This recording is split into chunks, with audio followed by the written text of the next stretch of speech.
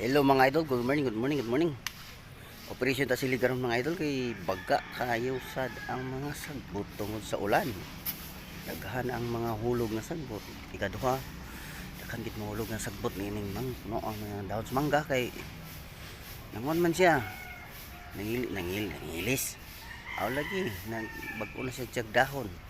So dagdag ng mga daang dahon. Gipulihan sa mga bag-ong dahon. Busa na nga hulog ang mga dahon nga daan kay nag new generation na sadya. Ingon ani ang tao, ingan ang ginawi sa tao mga idol, tanawa ang mga dahon. Ubay-ubay ang mga nangahulog gikan sa punuan ng mga dahon sa mangga. Busa ang kinabuhi sa tao sad sama nini, mga laglag kita sa yuta generation by generation. Doon na din dahon nga silhigon kada adlaw. Basin siguro dito sa purgatorio ang Ginoo kada adlaw manilhig sa dahon. Meaning kada adlaw mo uha sa dahon ilaglag dito sa impierno. Ug doon na po'y dahon nga dalon niya ngadto sa kinabing walay kamatayon, walay katapusan. Ingan ani ang kinabuhi sa tao mga idol. Sama sa dahon. Busa panahon na nga mosilig ko sa dahon kay sagbot na kaayo tan-awon, dili na hawan, dili na limpyo.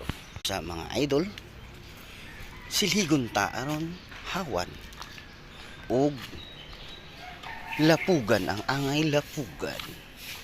Iyon ana ang kinabuhi sa tao. Okay mga idol, manilhig na po mga idol.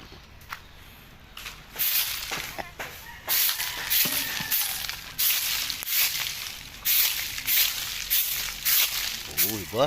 Balog akong kumusilig mga idol.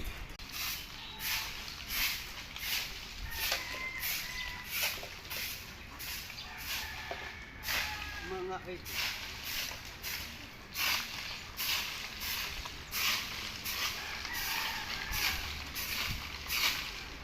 Ngayon ani ang kinabuhi sa tao. Sama sa dahon. Anawa ang mga dahon. Adunay dahon na mahulog bisan linghod pa. Unta ang dahon mahulog mga laya na, pero adunay dili laya, adunay laya-laya, adunay laya ug adunay dili gid laya. So sama sa tao adunay mahulog padong dito sa yuta, meaning lubong nga batan-on, tiguang kaman tambok. Ingon ana ang kinabuhi sa tao sama sa dahon.